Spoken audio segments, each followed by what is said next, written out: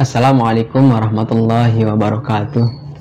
Alhamdulillahirabbil alamin wassalatu wassalamu ala asrofil anbiya'i wal mursalin wa ala alihi wa ashabihi ajma'in, amma ba'du.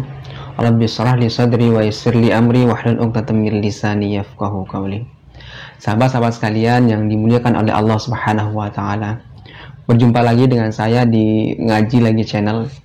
Pada kesempatan kali ini kita akan membahas atau akan mendiskusikan tema yang cukup menarik sekali dan cukup berat sebenarnya. Kenapa tema ini menarik? Karena memang akhir-akhir ini tema ini sangat sering sekali dibahas di mana-mana ya. Baik itu oleh ustadz di YouTube atau mungkin sering sekali di-share di media sosial. Karena itu kita perlu membahas tema ini berdasarkan penjelasan-penjelasan para ulama. Ya, pada kesempatan kali ini kita akan membahas tentang bid'ah atau hadis yang menjelaskan tentang bid'ah. Mungkin dari sebagian sahabat-sahabat ada yang sudah sangat kenal sekali atau sangat familiar sekali dengan istilah bid'ah ini. Atau dari sebagian sahabat mungkin ada yang sudah sangat paham ya, apa itu bid'ah dan bagaimana penjelasan ulama. Bahkan mungkin ada juga dari sebagian sahabat-sahabat yang pernah dituduh ya melakukan perbuatan-perbuatan bid'ah dan lain sebagainya. Karena itu kita perlu bahas tema ini berdasarkan penjelasan ulama-ulama yang memang otoritatif menjelaskan tentang hadis yang berkaitan dengan bid'ah ini. Informasi istilah bid'ah ini kan sebenarnya kita dapatkan dari hadis ya, sumbernya itu hadis. Kullu bid'atin dhalalah wa kullu dhalalatin finnar. Jadi sangat familiar sekali sebenarnya hadis ini ya. Mungkin sebagian sahabat-sahabat mungkin ada yang sudah sangat hafal. Nah, karena sumber informasinya ini berasal dari hadis, maka kita perlu merujuk ke kitab hadis dan kitab penjelasan tentang hadis tersebut agar pemahaman kita terkait dengan bid'ah itu sendiri bisa secara komprehensif gitu kita memahami terkait dengan bid'ah itu sendiri. Saya sudah melacak ya, hadis ini ada di beberapa kitab hadis ya, ada di Sahih Muslim, ada di Sunan Abu Daud, ada juga di Sunan An-Nasa'i dan lain sebagainya. Karena itu saya akan menggunakan salah satu kitab syarah hadis ya, karena ini berada di dalam kitab Sahih Muslim, maka saya akan menggunakan kitab syarah Sahih Muslim yang ditulis oleh Al-Imam An-Nawawi. Ya, mungkin sebelum kita berdiskusi lebih jauh, saya ingin membacakan matan hadis yang terdapat di dalam kitab Sahih Muslim terlebih dahulu. Kemudian nanti kita akan mencoba membahas hadis tersebut, bagaimana kemudian pemahaman Imam Nawawi atau Imam Nawawi mensyarah hadis ini dalam kitab syarah Sahih Muslimnya. Bismillahirrahmanirrahim. Wa haddatsani Muhammad bin Musanna, haddatsana Abdul Wahhab bin Abdul Majid an Ja'far bin Muhammad an abihi an Jabir bin Abdullah qala. Haddatsani, meriwayatkan kepadaku Muhammad bin Musanna, haddatsana Abdul Wahhab bin Abdul Majid, telah menceritakan kepadaku Abdul Wahhab bin Abdul Majid an Ja'far bin Muhammad, dari Ja'far bin Muhammad, an abihi, dari ayahnya, an Jabir bin Abdullah. Riwayat ini diambil dari Jabir bin Abdullah qala, Jabir bin Abdullah berkata, kana Rasulullah sallallahu alaihi wasallam idza khataba ihmarrat ainahu. Nabi Muhammad sallallahu alaihi wasallam ketika berkhutbah, beliau memerah matanya. Wa ala sautuhu, dan suaranya meninggi. Washtadda ghadabuhu, kemudian semangatnya menggebu-gebu. Hatta ka'annahu munziru jaishin, hingga seakan-akan beliau itu seperti seperti panglima perang yang sedang mengkondisikan pasukannya ya. Yaqulu, kemudian ketika itu Rasulullah sallallahu alaihi wasallam bersabda, "Sabbahakum wa massakum," waspadalah kalian terhadap waktu pagi dan waktu siang. Wa yaqulu, kemudian Nabi Muhammad sallallahu alaihi wasallam melanjutkan, "Bu'istu ana was-sa'atu kaha'ataini."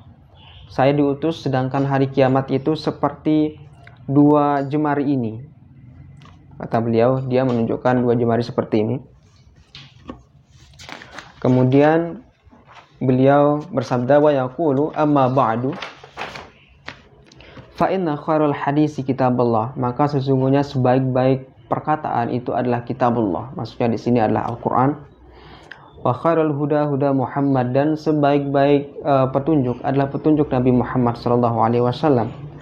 Wa syarrul umuri muhdatsatuha, dan seburuk-buruk perkara adalah yang diada-adakan. Wa kullu bid'atin dhalalah, dan setiap yang bid'ah itu sesat. Tsumma yaqulu ana aula bikulli mu'minin. Kemudian Nabi bersabda, saya lebih utama dari setiap kaum mukminin min nafsihi, dari dirinya sendiri. Man taraka malan fali ahlihi, barang siapa yang meninggalkan harta maka harta tersebut untuk keluarganya. Wa man taraka dainan aw dayaan fa ilayya wa alayya, maka barang siapa yang meninggalkan hutang atau keluarga yang terlantar maka itu tanggung jawab saya. Itu sabda Nabi Muhammad SAW. Di redaksi hadis lain sebenarnya di dalam kitab Sunan Nasai itu ada tambahan hadis ya. Tadi di dalam redaksi hadis Imam Muslim ini tidak ada lafaz kullu dhalalatin finnar, tapi berhenti kepada kullu bid'atin dhalalah. Di dalam redaksi hadis yang terdapat di dalam Sunan Nasai itu ada wa kullu bid'atin dhalalah wa kullu dhalalatin finnar. Baik, kita akan langsung merujuk kepada penjelasan Al-Imam Nawawi dalam kitabnya Syarah Sahih Muslim.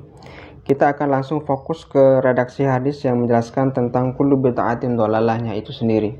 Jadi memang penjelasan tentang hadis ini cukup panjang dari awal yang tadi saya bacakan, tapi kita akan fokus tentang bid'ah atau redaksi hadis terkait dengan bid'ah. Saya akan bacakan penjelasan Al-Imam Nawawi. Bismillahirrahmanirrahim. Qauluhu sallallahu alaihi wasallam, sabda Nabi Muhammad sallallahu alaihi wasallam, wa kullu bid'atin dhalalah, dan setiap bid'ah itu sesat. Menurut Al-Imam Nawawi, hadza 'amun makhsusun. Hadis ini, jadi menurut Al-Imam Nawawi hadis ini bersifat umum dan dikhususkan. Nah, jadi dengan apa Al-Imam Nawawi nanti mengkhususkan hadis ini nanti kita akan bahas pada penjelasan berikutnya. Kita lanjut, wal muradu ghalibul bid'ah. Jadi yang disebut dengan bid'ah atau kullu bid'atin dhalalah yang tadi itu adalah mayoritas bid'ah ya. Qala ahlul lughah, jadi ada pakar bahasa juga mencoba mendefinisikan bid'ah itu apa sih sebenarnya. Hiya kullu syai'in 'umila ala ghairi misali sabiq. Jadi yang disebut dengan bid'ah menurut pakar bahasa atau ahli bahasa itu adalah segala sesuatu yang diamalkan atau yang dikerjakan tanpa ada contoh atau misal dari orang terdahulu. Jadi itu definisi bid'ah menurut pakar bahasa. Qala ulama, nah ini ada ulama berpendapat al-bid'atu khamsatu aqsamin. Nah, bid'ah itu terbagi menjadi 5 bagian.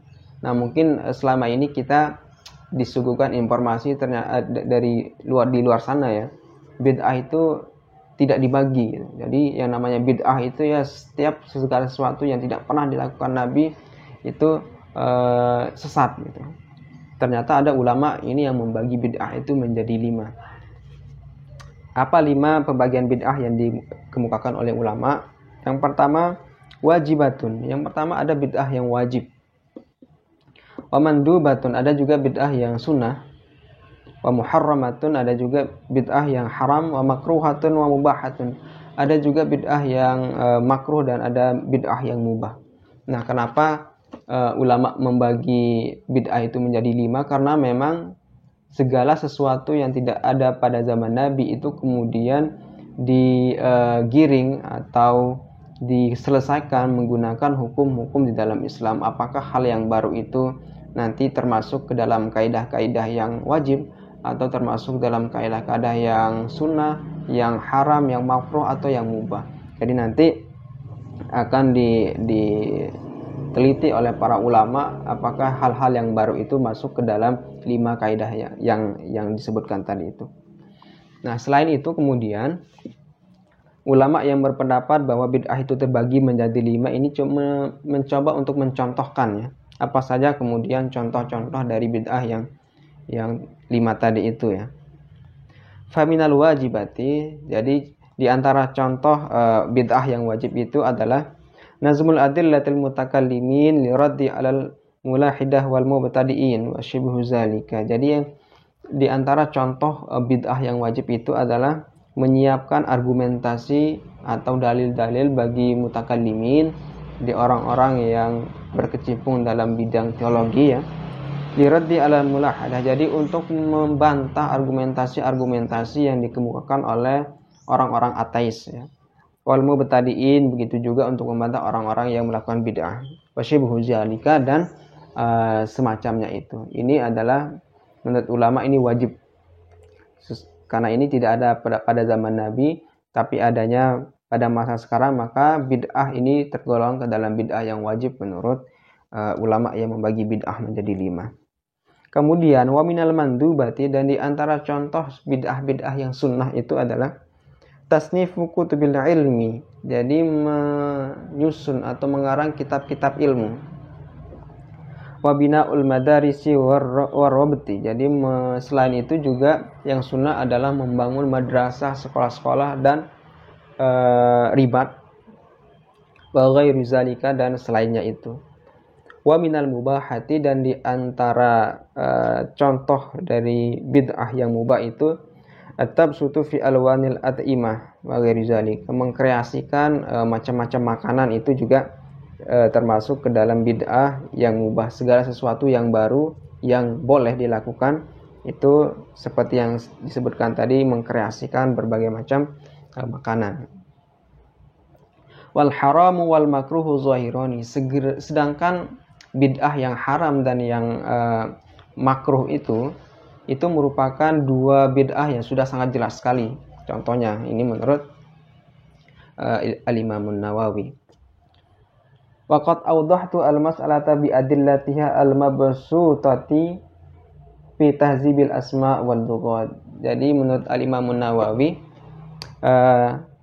Imam Nawawi sudah menjelaskan sebenarnya terkait dengan bid'ah ini di dalam salah satu kitabnya yang berjudul Tahzibul Asma' wal Lughat.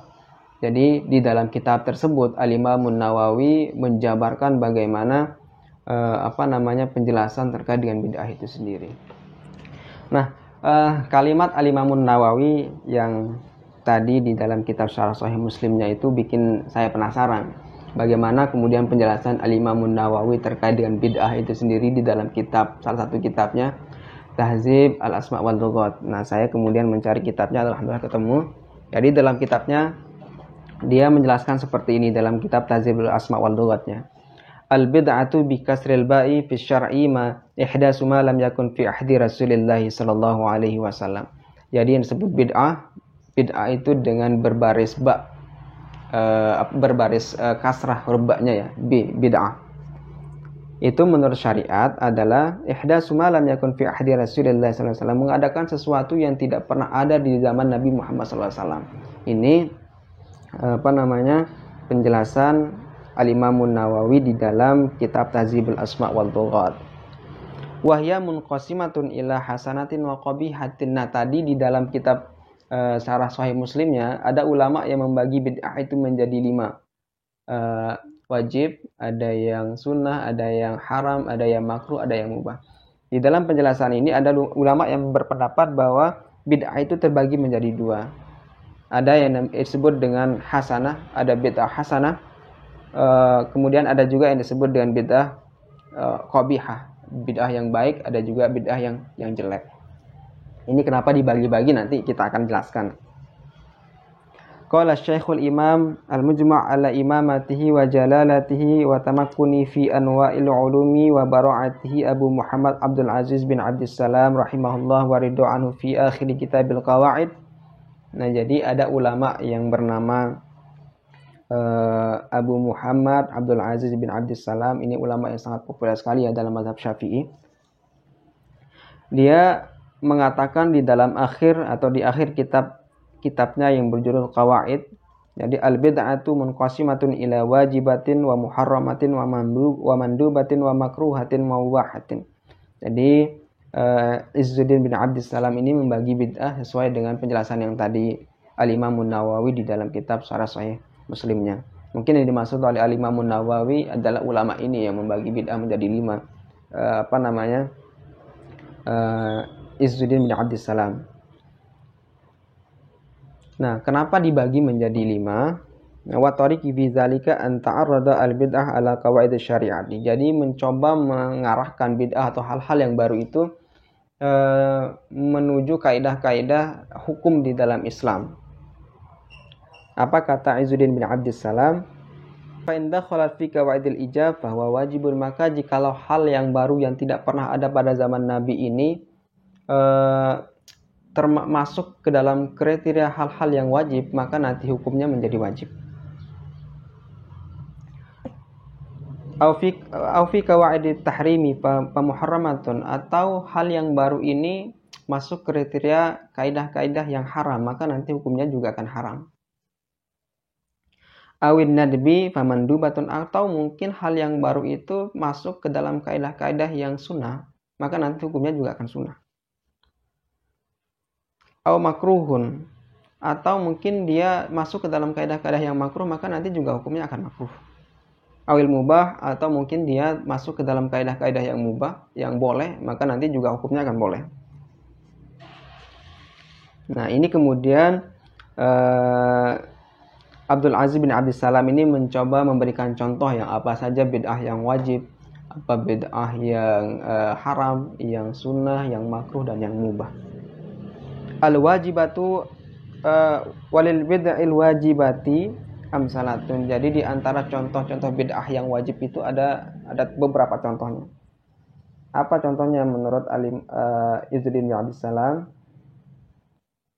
Al-istighalu bi'ilmin nahwi alladhi yufhamu bihi kalamullah ta'ala. Jadi menyibukkan diri dengan mempelajari ilmu nahwu, ya, gramatikal Arab, yang mana dengan ilmu itu Al-Quran dan hadis itu dapat dipahami. Ini adalah bid'ah yang wajib, karena memang pada zaman Nabi itu tidak ada orang yang mempelajari ilmu nahwu, karena memang ilmu nahwu itu kan ditemukan di belakang, di kemudian hari, ya. Wadzalika wajibatun, dan mempelajari atau bersibuk-sibuk dengan mempelajari ilmu nahwu ini sangat wajib, ya, menurut ini bid'ah yang wajib. Kenapa? Li'anna hifdzas syari'ati wajibun, karena memang memelihara syariat itu adalah wajib, karena salah satu cara orang memelihara syariat itu adalah mencoba memahami syariat itu berdasarkan perangkat keilmuan yang ada. Nah, dari perangkat keilmuan yang ada itu ada yang disebut dengan ilmu nahwu. Dan dengan ilmu nahwu ini kemudian kita bisa memahami syariat itu seperti apa. Wala ya'ti hifzuha illa bidzalika, maka kita tidak bisa untuk memelihara syariat kalau kita tidak mempelajari ilmu nahwu. Nah, karena itu yang menarik di sini ada kaidah usul fiqh yang dikemukakan oleh Abdul Aziz bin Abdussalam ini, yang mengatakan bahwa wa ma lam yatimul wajib illa bihi fahuwa wajibun. Segala sesuatu yang tidak sempurna kewajiban kalau bukan tanpa dia, maka yang dianya ini juga akan masuk ke dalam wajib juga hukumnya. Selain dari yang tadi, ya, mempelajari ilmu nahwu itu merupakan bid'ah yang wajib menurut Abdul Aziz bin Abdussalam, ada juga contoh lain, yaitu al-kalamu fi jarh wa ta'dil, yaitu mempelajari juga ilmu jarh wa ta'dil. Ini berkaitan dengan ilmu hadis, ya.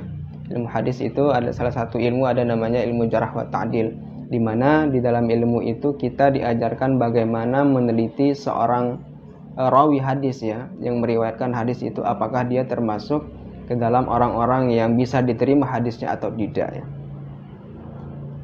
Kemudian wa tamyizu sahih minas sakim, jadi bisa membedakan nanti dari hadis-hadis tersebut hadis yang sahih dan hadis yang dhaif mana. Nah, ini beberapa contoh bid'ah yang wajib yang dikemukakan oleh ulama namanya Abdul Aziz bin Abdussalam, salah satu ulama Syafi'iyah, ya. Kemudian tadi bid'ah yang wajib, walil bid'il muharramati amsalatun. Jadi bid'ah yang haram itu juga memiliki beberapa contoh, ya. Minha diantaranya mazahibil qadariyah wal jabariyah wal murji'ah wal mujassimah. Ada yang disebut dengan bid'ah yang haram itu adalah mazhab qadariyah, ada mazhab jabariyah, ada mazhab murji'ah, dan ada mazhab mujassimah.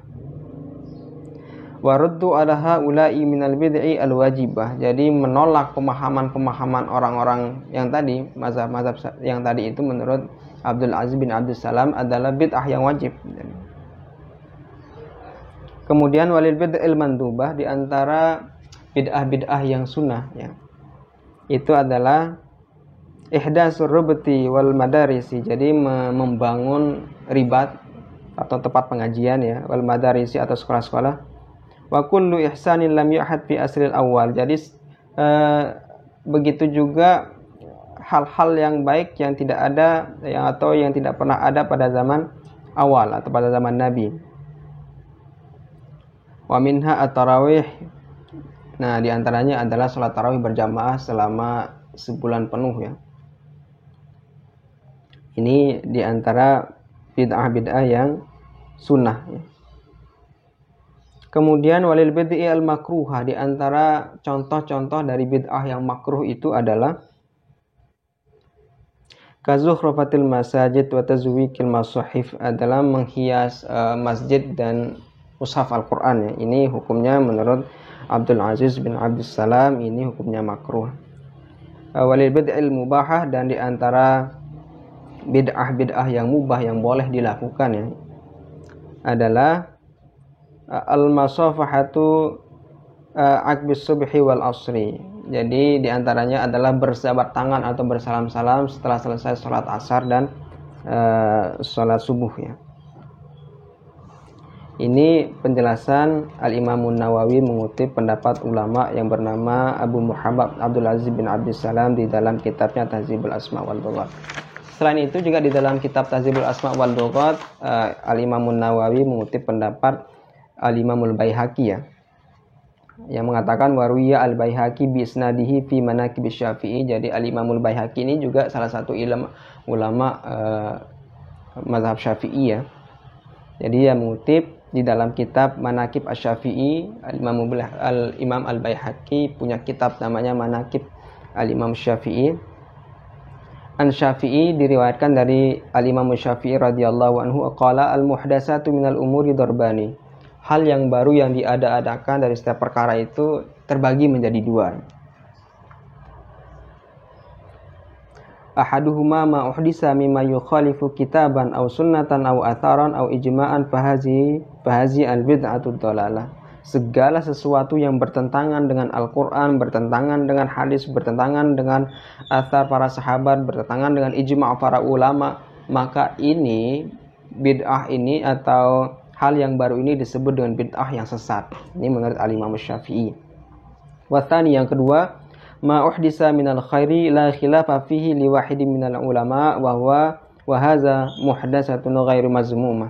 Segala sesuatu yang tidak bertentangan dengan pendapat para ulama ya, tidak bertentangan dengan Al-Qur'an, tidak bertentangan dengan hadis, athar sahabat, maka ini disebut dengan bid'ah yang tidak yang tidak jelek ya, atau bid'ah yang baik. Wa qad qala Umar radhiyallahu anhu fi qiyam syahr Ramadan an-ni'matil bid'atu hazihi. Nah, pendapat ini kemudian merujuk kepada apa yang dilakukan Umar bin Khattab ketika menjadikan sholat tarawih pada bulan Ramadan itu berjamaah selama 30 hari penuh ya. Umar bin Khattab mengatakan bahwa ini adalah sebaik-baik bid'ah. Jadi pada dasarnya memang kan sholat tarawih itu tidak dilakukan Nabi secara berjamaah penuh ya di dalam bulan Ramadan itu. Kemudian setelah Nabi wafat, kemudian Umar bin Khattab ketika pada bulan Ramadan melihat sahabat-sahabat ada yang sholat sendiri, ada yang ada yang berimam dan lain sebagainya. Umar bin Khattab kemudian menyerukan supaya sholat tarawih ini dikerjakan secara berjamaah dan dipimpin oleh satu imam. Nah, kemudian ada yang mengatakan bahwa ini tidak pernah dilakukan oleh Nabi. Kemudian Umar bin Khattab mengatakan ni'matil bid'atu hazihi, ini adalah bid'ah yang baik gitu. Nah, itu penjelasan Al-Imam Nawawi dalam kitabnya Tahzibul Asma wal Lughat. Nah, dari penjelasan Al-Imam Nawawi tadi di dalam kitabnya Syarah Sahih Muslim dan kitabnya yang satu lagi Tahzibul Asma wal Lughat, memang segala sesuatu yang tidak pernah ada di zaman Nabi itu tidak selamanya bisa dikategorikan sebagai bid'ah yang sesat. Banyak ulama ada yang membaginya menjadi 5 sesuai dengan hukum Islam, ada juga yang membaginya menjadi bid'ah yang hasanah dan bid'ah yang sayyi'ah. Tapi ada satu pendapat yang mengatakan bahwa yang disebut dengan bid'ah adalah bid'ah dalam urusan agama, sedangkan bid'ah dalam urusan dunia itu bukanlah bid'ah gitu. Kemudian pendapat ini mereka kuatkan dengan salah satu hadis Nabi Muhammad SAW yang berbunyi, antum a'lamu bi umuri dunyakum, kalian lebih paham terkait dengan urusan dunia kalian. Ini hadis ini di hadis kullu bid'atin dhalalah yang tadi bersifat umum yang disebutkan oleh Al-Imam Nawawi ditaksis oleh sebagian pendapat dengan antum a'lamu bi umuri dunyakum yang tadi. Tapi oleh Al-Imam Nawawi hadis ini sebenarnya tidak ditaksis dengan hadis yang tadi antum a'lamu bi umuri dunyakum, karena itu sangat jauh sekali pentaksisannya seperti itu. Tapi ada satu hadis sebenarnya yang digunakan oleh Al-Imam Nawawi untuk mentaksis atau mengkhususkan hadis yang tadi, dan ini sebenarnya sangat jarang sekali ya disebutkan hadis ini. Padahal ini memberikan syarat ya, isyarat bahwasanya memang dalam agama itu juga ada sesuatu hal yang baik yang tidak pernah dilakukan Nabi dan itu boleh dilakukan gitu. Ada satu hadis dalam Sahih Bukhari ya. Hadisnya redaksinya seperti ini. Qala Rasulullah sallallahu alaihi wasallam, man sanna fil Islam sunnatan hasanatan. Nabi Muhammad sallallahu alaihi wasallam bersabda, barang siapa yang membuat tradisi yang baik di dalam Islam, falahu ajruha, maka orang tersebut akan mendapatkan balasan pahala karena menghidupkan tradisi yang baik tersebut. Wa ajru man amila biha, kemudian orang yang melakukan tradisi yang baik setelahnya juga akan mendapatkan pahala juga. Min ghairi ayyan kusa min ujurihim syai'un, tanpa mengurangi pahala orang yang pertama kali membuat tradisi yang baik tersebut. Nah, kemudian ada juga lanjutannya. Wa man sanna fil Islam, barang siapa yang membuat tradisi di dalam Islam, sunnatan sayyi'atan, tradisi yang buruk atau yang jelek, kana alaihi wizruha, maka baginya balasan dosa ya, orang yang membuat tradisi yang jelek tadi itu, wa wizru man amila biha, begitu juga orang yang mengamalkan setelahnya itu akan mendapatkan dosa, min ba'dihi min ghairi ayyan qusa min auzirim, tanpa kemudian mengurangi dosa orang yang pertama kali membuat perbuatan atau tradisi yang jelek tersebut. Nah, dengan hadis ini kemudian Al-Imam Nawawi mentaksis atau mengkhususkan hadis yang bersifat umum tadi itu dengan hadis Nabi Muhammad SAW yang jarang sekali disebut ini. Makanya kemudian ulama membaginya menjadi ada yang 5 sesuai dengan kaidah usul fiqh atau kaidah fikih. Ada juga yang membaginya menjadi bid'ah yang baik dan bid'ah yang buruk.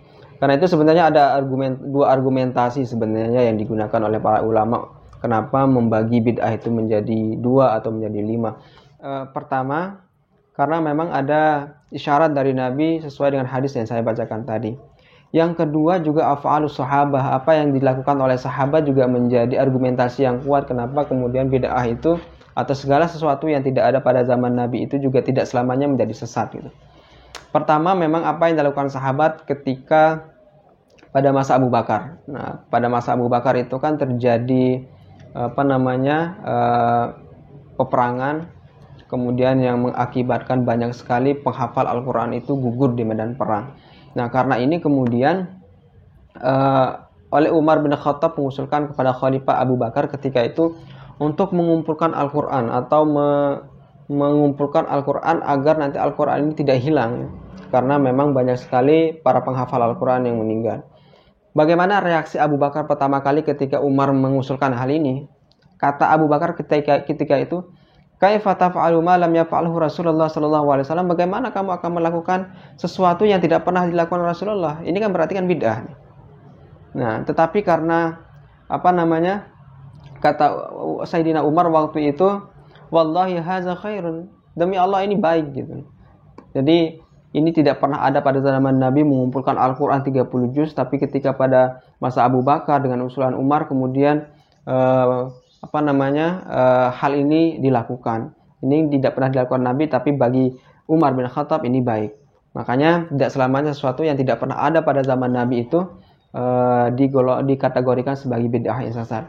Selain itu juga pada masa Umar bin Khattab, seperti yang sudah disampaikan tadi di dalam contoh dalam kitab Tahdzibul Asma wal Lughat yang ditulis oleh Al-Imam Nawawi, pada masa Umar bin Khattab itu sholat tarawih pada bulan Ramadan itu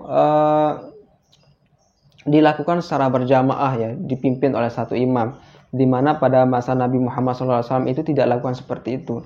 Nah, apa kata Umar bin Khattab ketika itu? Banyak sahabat yang menolak ini. Kenapa? Karena memang tidak pernah dilakukan oleh Nabi Muhammad SAW. Kemudian kata Umar bin Khattab, ni'matil bid'atu hazihi, ini adalah sebaik-baik bid'ah. Itu sudah dua. Ini belum pernah dilakukan Nabi dan ada pada zaman sahabat. Selain itu juga ada yang tidak pernah dilakukan Nabi tapi dilakukan pada zaman sahabat, yaitu azan pertama pada hari Jumat ya. Jadi pada masa Nabi Muhammad SAW azan itu hanya sekali. Tetapi pada masa Khalifah Utsman bin Affan kemudian hal ini dilakukan. Azan pada sholat Jumat itu ditambahkan satu kali. Karena apa? Karena memang pada waktu itu sahabat kan kondisinya jauh. Karena untuk menunggu para sahabat datang ke masjid untuk melakukan sholat Jumat, makanya ditambah oleh Utsman bin Affan satu azan ya, sebelum azan utama. Ya, jadi dengan dua argumentasi ini sebenarnya menjadikan atau yang membuat ulama itu membagi bid'ah menjadi dua. Pertama, tadi hadis yang disabdakan oleh Nabi Muhammad SAW tentang siapa yang melakukan atau membuat tradisi yang baik di dalam Islam, itu kan berarti dalam agama, maka dia akan mendapatkan pahala gitu. Begitu juga siapa yang melakukan tradisi yang buruk dalam Islam, maka dia akan mendapatkan dosa. Kemudian argumentasi kedua adalah apa yang dilakukan sahabat dan tidak pernah dilakukan Nabi itu banyak sekali. Nah, dengan landasan ini kemudian kebanyakan ulama mengatakan bahwa memang bid'ah itu tidak selamanya sesat ya. Tergantung nanti bagaimana sesuatu yang baru yang tidak pernah ada pada zaman Nabi itu, kalau misalkan yang membagi bid'ah itu menjadi 5, maka nanti akan dikategorikan, akan diteliti oleh para ulama apakah ini masuk ke dalam bid'ah yang wajib, haram, sunnah, makruh atau mubah, atau mungkin oleh ulama yang membaginya menjadi 2, apakah bid'ah atau segala sesuatu yang tidak pernah dilakukan Nabi yang baru ini, apakah nanti akan digolongkan sebagai bid'ah yang baik atau bid'ah yang buruk. Nah, begitu sebenarnya penyampaian para ulama terkait dengan bid'ah itu sendiri. Jadi kesimpulan diskusi kita kali ini adalah belum tentu sesuatu yang tidak pernah dilakukan Nabi itu bisa dikategorikan sebagai bid'ah yang sesat ya. Karena apa? Karena argumentasi yang dikemukakan oleh ulama yang sudah kita jelaskan atau sudah kita diskusikan tadi. Mungkin diskusi kita pada kesempatan kali ini kita akhiri. Mudah-mudahan apa yang saya sampaikan bisa melekat di ingatan saya pribadi dan menjadi pelajaran bagi saya pribadi, dan mudah-mudahan bagi sahabat-sahabat yang ada di rumah bisa mengambil sedikit pelajaran dari apa yang saya sampaikan. Mudah-mudahan bermanfaat bagi kita semua. Bagi teman-teman yang bisa memberikan saran ya di kolom komentar. Untuk video selanjutnya kita akan membahas tema apa, bisa memberikan komentar di kolom komentar ya. Karena insya Allah di video-video berikutnya kita akan mendiskusikan tema yang selalu menarik ya. Mudah-mudahan bermanfaat. Wabillahi taufiq wal hidayah. Wassalamualaikum warahmatullahi wabarakatuh.